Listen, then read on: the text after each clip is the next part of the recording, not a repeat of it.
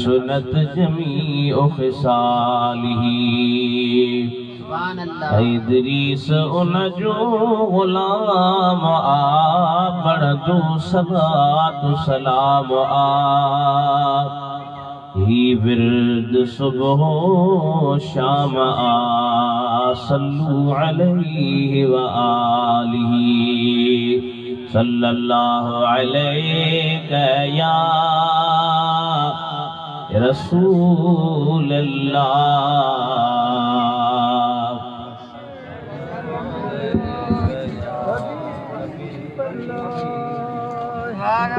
वॾे आवाज़ सां सभई मोहब्बत सां पढ़ायो सल्लल्लाहु अलैका या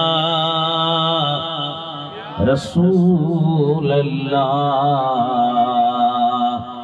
वसल्लम अलैका या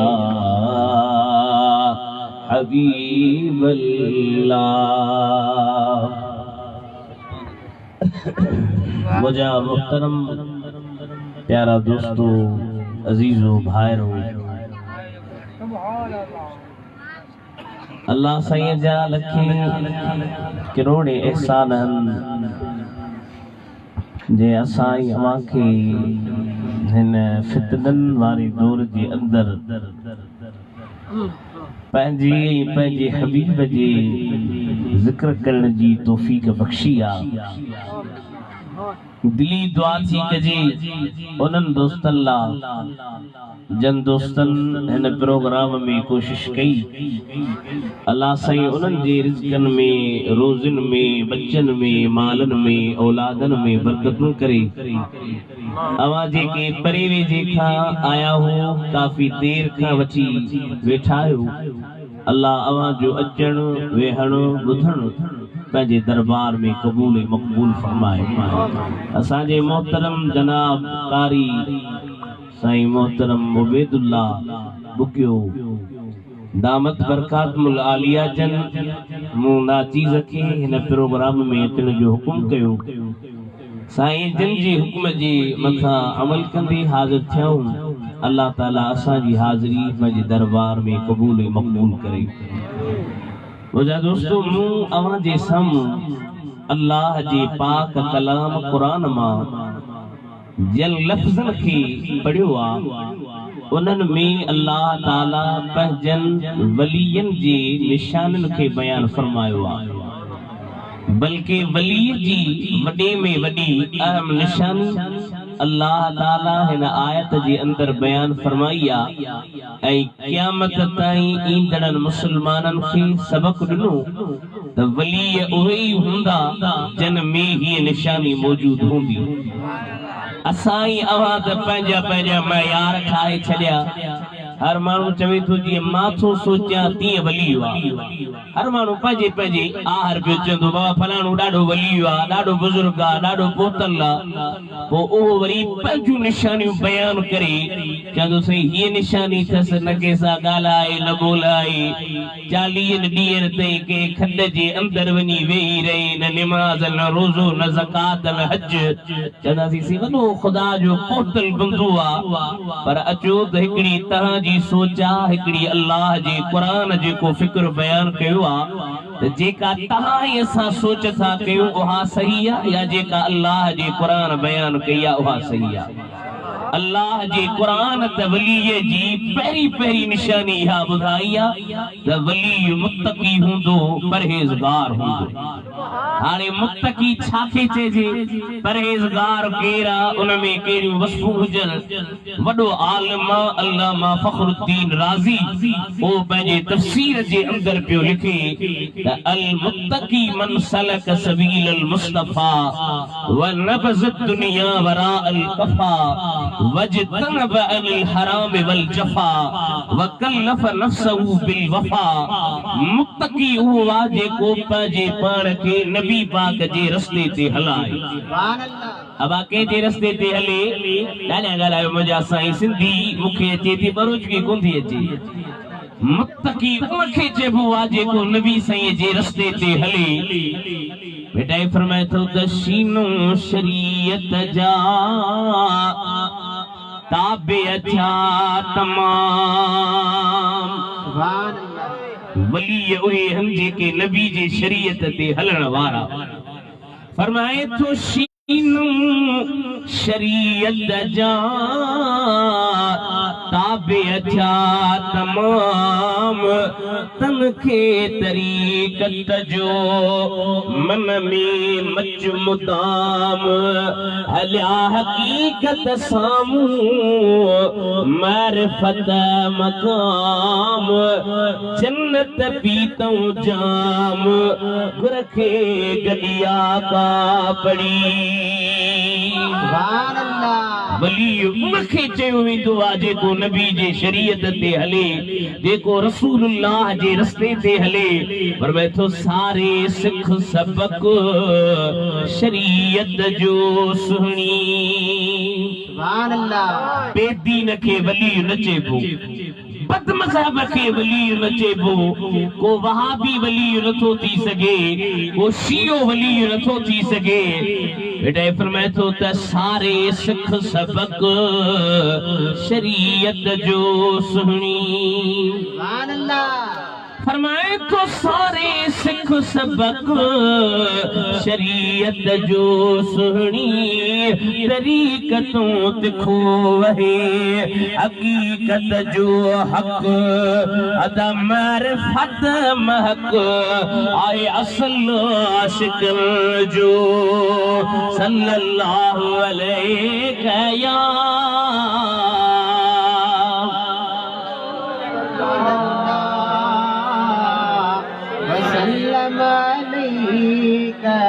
या हबीब अल्लाह। बड़े आवाज़ सा सल्लल्लाहु अलैहि या रसूल अल्लाह वसल्लम अलैहि या हबीब अल्लाह कर तरीक़त तकियो शरीयत सुन्यान। अल्लाह जा वली केर जेके नबी जी शरीयत जा आमिल ओए हम कामिल जे नबी जे शरीयत जा आहिन आमिल त आहिन कामिल जे नाहिन आमिल त ओए काहिल हम जाहिल हम बेदीन हन। पर मैं तो कर तरीक़त तकियो शरीयत सुन्यान। फरमाए तू कर तरीक़त तकियो शरीयत सुन्यान। यूं हकीकत हेर तू माग मारिफत मान उज साबूती असान त पुसण खां पालू रही। अल मुत्तकी मन सलक सबील मुस्तफा ونبذت الدنيا وراء الكفا واجتنب عن الحرام والجفا وكلف نفسه بالوفا। मुत्तकी हुआ जेको नबी जे रस्ते ते हले हराम खां बचंदड़ हुजे बेवफाई खां बचंदड़ हुजे पंहिंजे नफ्स खे वफाई करे ॾेखारण वारो हुजे दुनिया खे पंहिंजी क्यारीअ जे पोयां छिलाए छॾे उन जो प्यार हुजे त अल्लाह सां हुजे ऐं प्यार हुजे त मदीने जे मीर सां हुजे। इनखे चइबो आहे मुत्तकी ऐं इहो ई ख़ुदा जो वली आहे। इहा ई ख़ुदा जे वलीअ जी वॾे में वॾी निशानी आहे। अबा पोइ इन्हनि वलीअ सां तव्हां असांजी मोहबत आहे या न आहे? जिन जी आहे सिहत मथे खणो ॿिया वली न खणो। अल्लाह से कुरान करीम जे अंदर फरमायो लहुमुल बुशरा फिल हयात दुनिया व फिल आखिरत। वलीयन खे दुनिया जे हयातीअ में बि खुशखबरी आहे आखिरत जे हयातीअ में बि खुशखबरी आहे। मदीने जे शहर में कहिड़े शहर में सही सिक थी मदीने जी अलाए कोन थी उजत जिंदगी मदीने में आ हर खुशी मदीने में आ मीह रब जे रहमत जो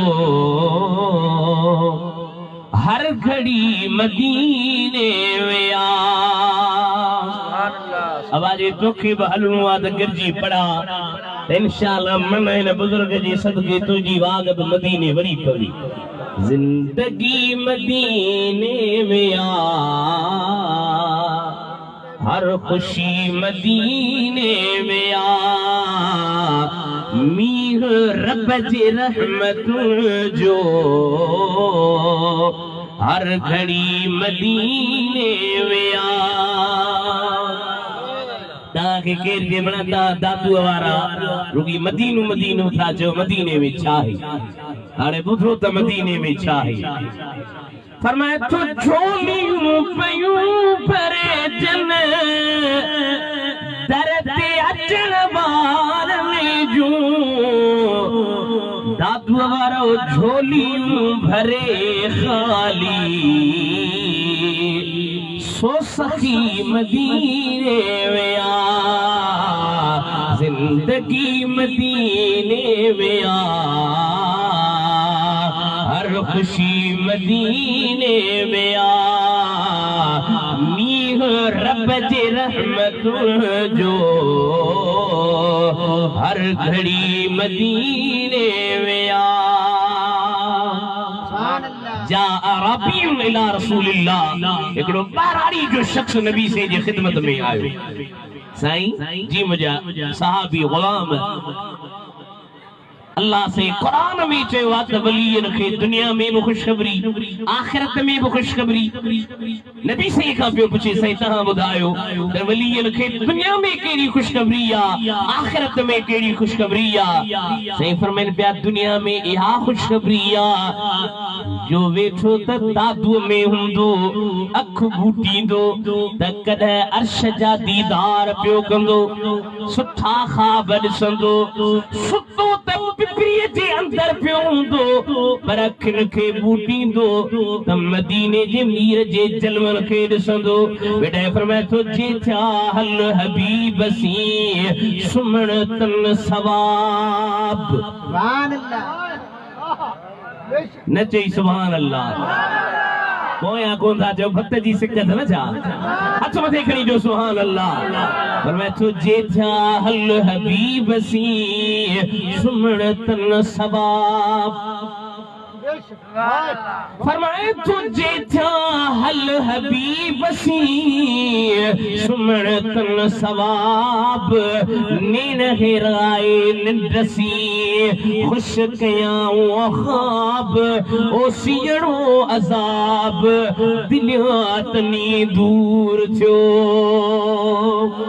नबी पाक पिया फरमाइन त दुनिया में सुठा ख्वाब लहंदा हबीब पछाड़ीअ में वलीयन खे केड़ी खुशखबरी आ मां नथो चवां मुझे मदीने जे वीर जी हदीस आ साईं फरमाइन था जॾहिं वली दुनिया तां लाडाणू कंदो त मौत जे वक्त उनखे आवाज़ ईंदो त कद गुफिर लक वले मन हमलक इला कब्रिक ओ वली रब तोखे त बख्शे छॾियो आ पर जे तोखे कुल्लो ॾेई कब्र ताईं पहुचायो रब उनखे बि बख्शे छॾियो आ मां तव्हां खां थो पुछां आशिको ते जे वलीअ जे कुल्हे कांधीअ जे मथां अल्लाह जी मेहरबानी आ खुदा त जन सॼी ज़िंदगी वलीअन जो शान गायो वलीअन सां मोहब्बत रखी वलीअन जे अज़मत जा क़ाइल थिया जे कुल्हे कांधीअ जे मथां मेहरबानी थी सघे थी त वलीअन जे गुलामन ते मेहरबानी हूंदी या न हूंदी नारे तकबीर नारे रिसाला नारे तहकीक नारे हैदरी नारे पीर वलीअ खे मौत जे टेम ते आवाज़ ईंदो त कद गुफिर लक वले मन हमलक इला कब्रिक ओ खुदा जा वलीअ रब तोखे त बख्शे छॾियो आ पर जे तोखे कुल्लो ॾेई कब्र ते पहुचायो रब उनखे बि बख्शे छॾियो आ आवाज़ कुल्ले कांधीअ जे मथां मेहरबानी आहे त जन सॼी ज़िंदगी अब्दुल कादिर जीलानीअ जो शान गातो हुजे ख्वाजा मुईनुद्दीन जो शान गायो हुजे उन्हनि जे मथां बि मेहरबानी थींदी या कान थींदी जे चाही थो मिले जन्नत खुदा वारन जी खिदमत कर। अब अल्लाह अल्लाह अल्लाह अल्लाह करी, अल्लाह जी इबादत सुठी जिया करी, पर रब जी जिद मां कबूल नथो कयां त छा कंदी? जे चाही थो मिले जन्नत खुदा वारन जी खिदमत कर। घुरी जे रब संदी रहमत अल्लाह वारन जी खिदमत कर। सुभान अल्लाह। एकड़ो बुजुर्ग हुयो हजरत सुल्तान इब्राहिम बिन अदहम, वो पियो चे त मां ख्वाब पियो ॾिसां त हिकिड़ो अल्लाह जो मलाइक हथ में रजिस्टर खयो, नाला पियो लिखी। मां चयोमांसि ओ मलाइक छा पियो लिखी? चईसि वलीअनि जा नाला थो लिखां। मुंहिंजो भला इन में मुंहिंजो नालो बि आहे? चईसि न, तुंहिंजो नालो त हिन में आहे ई कोन। हजरत इब्राहिम बिन अदहम पियो चवे त मां पियो चवां उन मलाइक खे, मलाइक भला मां वलीअनि जी लिस्ट में त न आहियां, पर वलीअनि जो गुलाम त आहियां, वलीअनि सां प्यार रखण वारो त आहियां, वलीअनि जो दीवानो त आहियां। जे पियो खुदा जो कसम, अल्लाह जे तरफां उन मलाइक खे आवाज़ आयो, सभिनी जे नालनि खे ड्राहे मथां इब्राहिम बिन अदहम जो नालो लिख, छो त जीअं मूं रब जो वलीअनि सां प्यार आहे, ईअं मूं रब जो वलीअनि जे गुलामनि सां बि प्यार आहे, वलीअनि जे आशिकनि सां बि प्यार आहे। छो त जे भाई जोगी थिया त तम छॾ तमाम। लालच जे करे मोहब्बत न रखजी। फरमाए तुझे भाई जोगी थिया त तम छॾ तमाम, गुला जे गुलनि जा तन जो थी गुलाम, सब्र जे शमशीर सां कर कीने खे कतलाम, दादू वारा तुझो न लिख दे लाहूतिन में।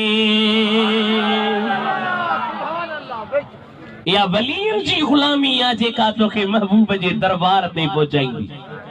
हिकिड़ो बुजुर्ग हुयो, हुन जी ख़िदमत में हिकिड़ो मज़दूर आयो, अचे अर्ज़ कई साईं मूंखे पंहिंजो मुरीद कयो। बुजुर्ग जो ठीकु आहे, हलिया तोखे मुरीद कयां। अल्लाह वारे हथ में हथ ॾेई बेअत कराई। हिन वरी सॼो ॾींहुं मज़दूरी कई, 50 रुपया बचिस, ओ 50 रुपया खणी हुन बुजुर्ग खे ॾिनई। सही 50 रुपया तव्हांखे थो ॾियां नज़रानो। अल्लाह वारा वरी घुरंदा न आहिनि, पर केरु ॾींदो आहे त मोटाईंदा न आहिनि। वठी उते रखी छॾियूं। घर आयो त घर वारी चयसि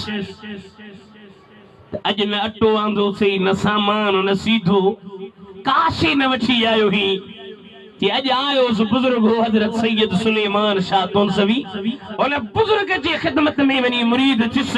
वो दिल चयो त भला अल्लाह वारो आ, 50 रुपया साईं खे नज़रानो ॾेई आयो आहियां। माईअ चयो तुंहिंजी मर्ज़ी आहे, नज़रानो त ॾेई आयो ही, पर तुंहिंजा बच्चा बुख ते हाणे राति त बुख ते गुज़रंदी। दिल में सोची त वाकई सच्ची ॻाल्हि आहे, छा कयां। वरी बुजुर्ग वटि आयो, से मां मुरीदी टोड़ियां थो, मूंखे पंहिंजो 50 रुपया वापस ॾियो। जागो था साईं, मां मुरीदी टोड़ियां थो, मूंखे पंहिंजो 50 रुपया वापस ॾियो। बुजुर्ग फरमाया भाई हिकिड़ो 50, ही ॿियो 50, 100 रुपया खणी वञे, पर मुरीदी न टुटंदी। छो त जॾहिं तो मुंहिंजे हथ में हथ ॾिनो, मूं तुंहिंजे हथ खे वठी मदीने जे मीर जे हथ सां मिलाए छॾियो। मदीने जे मीर तुंहिंजे हथ खे अल्लाह सां मिलाए छॾियो आहे। ही थे खुदा जा वली। नबी से ये खिदमत में साहबे किराम आया, या रसूल अल्लाह, अल्लाह जा वली केरन? से फरमाया अल्लाह जा वली ओए हन जॾहिं उन्हनि जो दीदार कयो त तव्हांखे अल्लाह यादि अची वञे। उन्हनि जी सुहबत में वेही करे तव्हांखे खुदा जी यादगिरी अचे। ही खुदा जे वलीअ जी निशानी आहे। हज़रत इमाम अहमद बिन हंबल वॾो आलिम हो, बादशाह सां टक्कर खाधई। छाजे करे शरई मसाले जे करे हमेशा खां वठी बादशाहन जी आदत रही आ त जीअं असीं चऊं तीअं कयो। अब आई आहे न वडो मानू हुंदो चंदो जी मां चवा ते करे, मुल्लो भी इए करे जी मां चवा, मौलवी भी इए करे जी मां चवा, मुफ्ती भी इए करे जी मां चवा। हजरत इमाम अहमद बिन हंबल के पियो चवे ही मसालो ही चो। इमाम अहमद बिन हंबल जो इए कोन थींदो जेको मसालो खुदा जे हुक्म जे तहत हुंदो, जेको नबी पाक दस्यो हुंदो इए थींदो। बादशाह जो तने के चौक ते बिहारे 7 पुत्रा हणो। नबी जे दीन जो बुढ़ो आलिम 70 साल जे करीब उम्र चौक ते बिहारे 7 पुत्रा पिया हणन। हिकड़ो 7 पुत्रो हणन मसाले ता हटी वन चे पियो न हटंदुस, बियो हणन मसाले ता हटी वन चे पियो न हटंदुस, पियो हणन मसाले ता हटी वन न हटंदुस। के चयो से जान हली वेंदी ये तो हिकड़ो सिर हबीब खे ॾींदे लज मरां। ये तो हिकड़ी जान हिकड़ो सिर हबीब खे ॾींदे जमरा हुजन सिर रखना तवारे या वारियां। 70 साल जो बुढ़ो आ 107 पुत्रा हया थन। जख्मी थी किरी पियो, पुट मथा बीठा है, जमात मथा बीठी आ, मुरीद मथा बीठा है। बुजुर्ग के होश आयो जे पियो हींअर न अन्यान पुट पियो चे बाबा छा था चो। अबा ये जेका जमात बीठी आ इन जमात में शैतान भी बीठो आ। मुखे पियो चे अहमद बिन हंबल तू मुझे मकरन खां बची वे, मुझे फरेबन खां बची वे, मुझी धोखेबाज़ीअ खां बची वे। मां पियो चवांस अञा मुझो ज़ालिम नफ्स मूंसां गॾु आहे, अञा मूं ते हमलो थी सघे थो। खुदा जो कसम जॾहिं हजरत इमाम अहमद बिन हंबल शहीद थिया, बगदाद जे शहर में जनाज़ो खयो पिया वञण त पखी इमाम अहमद बिन हंबल जे जनाज़े ते हीअं पर ॾियो छां पिया कर। 40,000 गैर मुसलमान ला इलाहा इल्लल्लाह मुहम्मदुर रसूलुल्लाह पढ़ी मुसलमान था थियण ऐं चवनि था जे नंढो अहमद ही आ त वॾो अहमद मदीने जो मीर कीअं हूंदो। नाराए तकबीर, नाराए रिसालत, नाराए तहकीक, नाराए हैदरी, नाराए पीर, उलमाए आले सुन्नत, किबला साईं मुफ्ती उबैदुल्लाह। ही थे खुदा जा वली जो जन जे चेहरे ते नजर पवे अल्लाह याद अची वञे। हकीकी तबलीग त इहा वा। हे वरी ॿिया बि तबलीग वारा ईंदा आहिनि जेका बिस्तरा खुले ते खणी।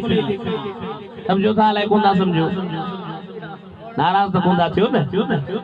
असांजा घणा माण्हू वरी हुन सां गॾु बादाम वेठा खाईंदा, चांहि में जो जहिड़ी दुश्मन लगी पयूं हणण।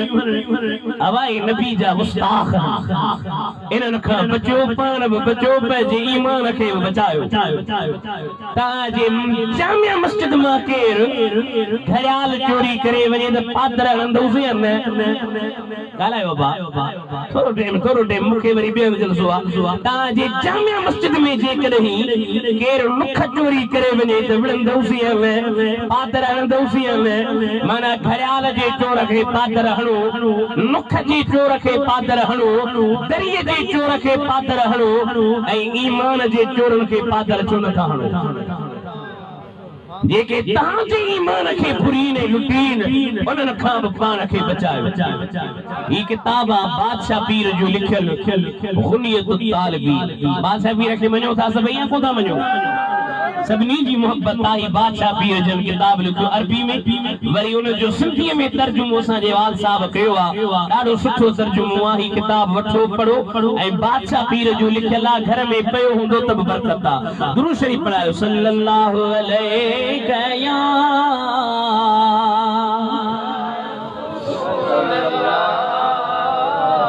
वसल्लम अलैका या हबीब अल्लाह। हजरत ख्वाजा मुईनुद्दीन चिश्ती सुभान अल्लाह। अजमेर शरीफ वाला जान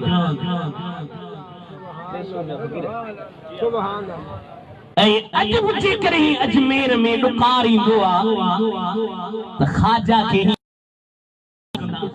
ये चो तो बुधाया मैं इजाजत आहे ताजी केसर कमान खाजा के चंदा आजा खाजा